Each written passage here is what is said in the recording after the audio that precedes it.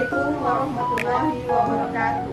Perkenalkan, nama saya Clarissa Nigonto, NIM 8599457 dari UPBD UT Manado, dan saya Luki Fitriani Cilendeon, NIM 859954459 UPBD UT Manado.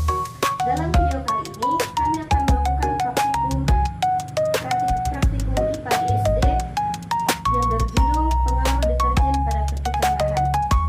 Adapun alat dan bahan yang kami gunakan antara lain 2 wadah besar berisi air, deterjen, 14 gelas plastik, biji kecambah, tisu, lembar pengamatan, pulpen, dan juga sendok.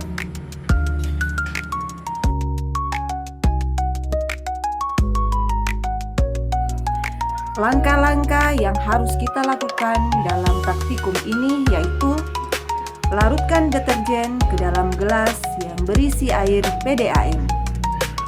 Kemudian tuang air deterjen ke dalam gelas dengan label 100% deterjen. Setelah dituang, air larutan deterjen ditambah dengan air baru. Kemudian dituang kembali ke dalam gelas larutan 50%. Ulangi sampai ke gelas dengan label 3,10%. Untuk gelas dengan label kontrol, kita isikan dengan air PDAM yang tidak terkontaminasi deterjen.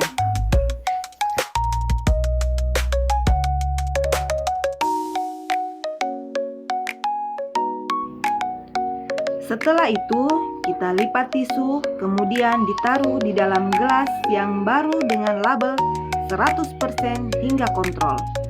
Setelah selesai, kita ambil 3 sendok air deterjen dari label 100% hingga kontrol dan kita tuang ke dalam gelas yang sudah diisikan tisu. Langkah berikutnya, kita ambil 10 biji kecambah yang sudah direndam, kemudian dibagi tiap gelas dari label 100% hingga kontrol diisi dengan 10 biji kecambah.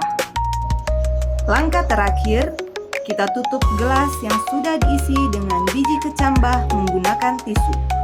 Di sini kita menggunakan tisu karena tidak ada kertas aluminium. Jadi, alternatif yang kami pilih yaitu tisu. Kita diamkan selama 2 hari untuk melihat apa yang akan terjadi setelah 2 hari.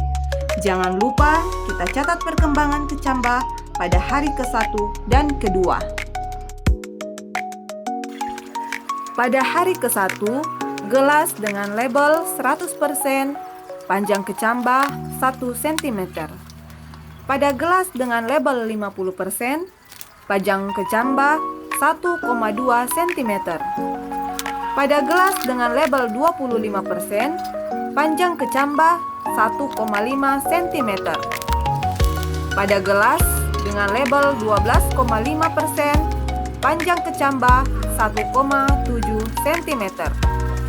Pada gelas dengan label 6,25%, panjang kecambah 2 cm.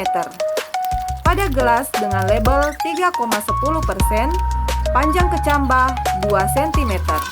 Dan pada gelas dengan label kontrol, panjang kecambah 2,5 cm. Berikut adalah hasil dari perendaman kacang hijau yang direndam dengan air deterjen dari kadar 100% sampai dengan kadar kontrol. Untuk yang kacang hijau direndam pada deterjen kadar 100%, ini yang terjadi pada kacang hijau. Pada gelas 100% dan 50%, pertumbuhan kacang hijau lambat dan sebagian besar tanaman kacang hijau pada hari kedua membusuk. Pada gelas 25% deterjen, pertumbuhan kacang hijau ada beberapa kacang hijau yang busuk dan yang lain hidup. Seperti ini.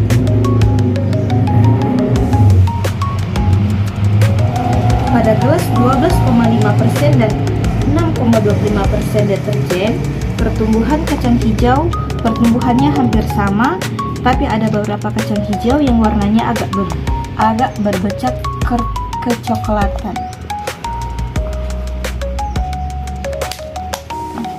Pada gelas 3,1% deterjen, pertumbuhan lambat dan tidak ada cacat pada kecambah. Pertumbuhan kacang hijau sudah ada akarnya dan tidak ada cacat pada kecambah. Dan pada untuk gelas kontrol pertumbuhan kacang hijau tumbuh subur dan cepat. Tidak ada biji kecambah yang busuk dan tidak ada juga biji kecambah yang cacat. Semuanya hidup dan pertumbuhannya cepat.